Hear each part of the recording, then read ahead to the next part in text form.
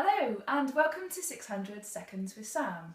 I'm here today with Lajina from Lajina Masala, very exotic, and she's hoping to get her message across with me today, and I'm going to interview her with 3 questions or so. So let's get cracking. Welcome Lajina. Hello. Hello Sam, thank you for coming to see me today. Oh, you're very welcome. So I'm going to crack on and ask you my very first question. How did you get to this point in your life? Do you mean get up, get showered and come downstairs?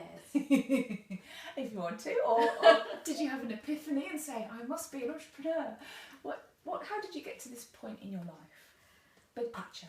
I think somewhere in my heart I always wanted to work for myself, and I did see a gap in the market when we first moved to Telford.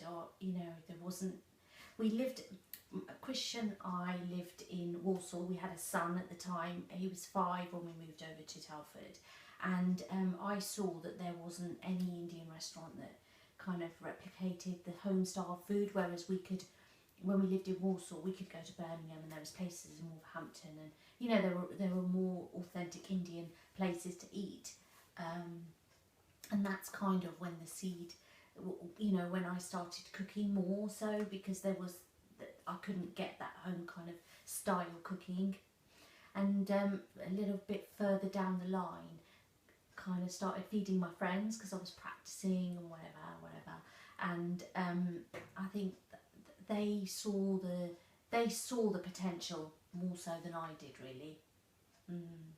And so what did you do next? So I worked as an accountant. I was part-time.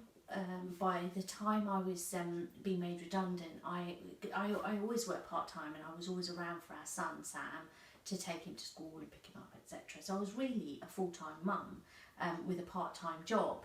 And when I was being made redundant, Sam was 16. I knew that he would be going to university and that he was getting more and more independent, not needing me for anything really.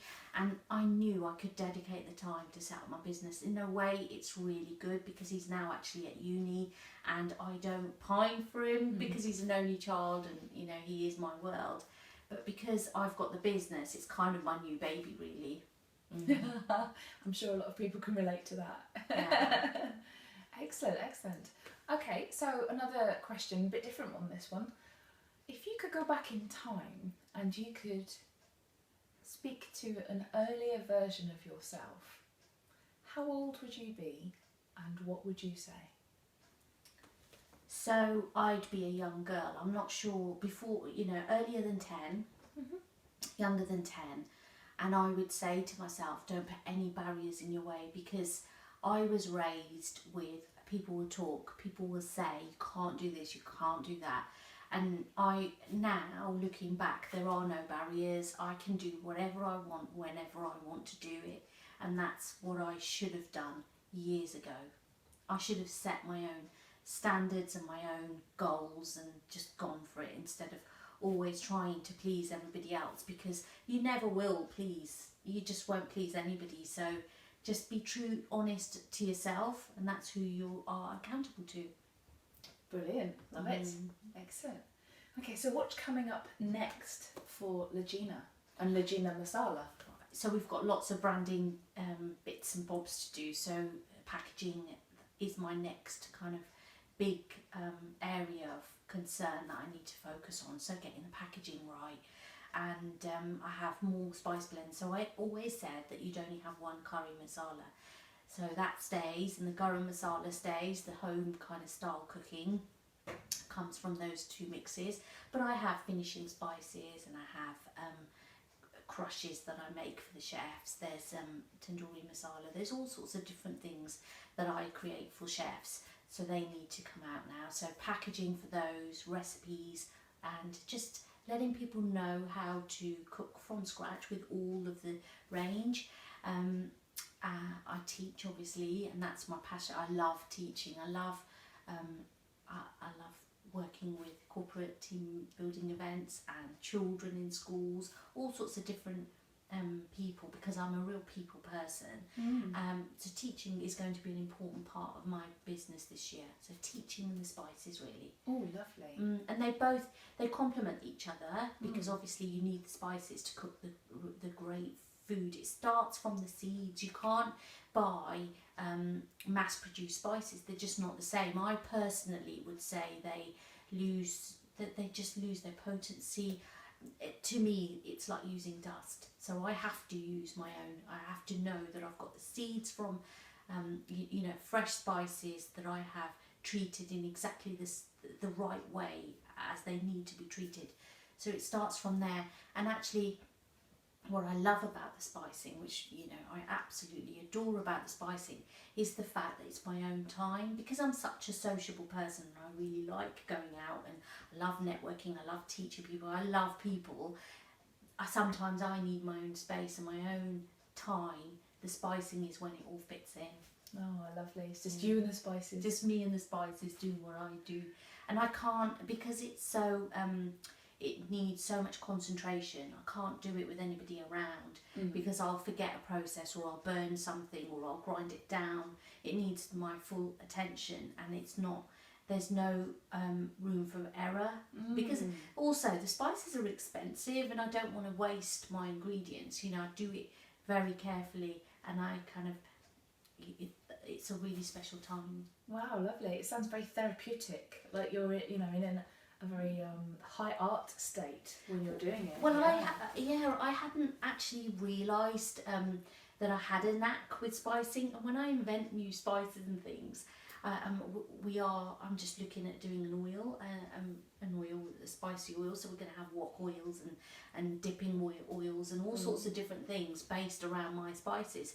So that's coming into that's coming to life as well. So there's all these areas, these skills I just didn't know I had.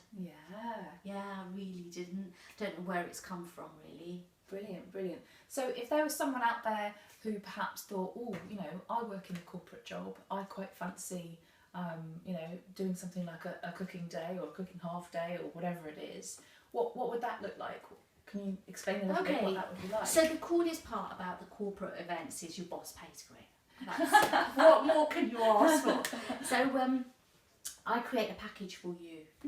So I take into consideration age of the clients, I take into consideration their level of skill. So if I was doing a team building day with chefs, I would probably get them to do their own spicing. I'd teach them my spicing skills from scratch. But if I was doing, if it was an evening and we were in a hotel and we only had a couple of hours, I'd turn up with fully prepped kit to just mix and fry a little bit or cook a little bit of this and that, and we'll have a banquet within a couple of hours. So I take the time to look at the event, where we need to be, and I plan that. Oh wow, so it's really flexible then. Totally flexible. So I've cooked with 3-year-olds, I've cooked with grandparents, I've family, 3 generations. I've cooked in offices, I've cooked in hotels, in cooking schools, all sorts of different events. And I've cooked on a field now. So yeah, we did a pop-up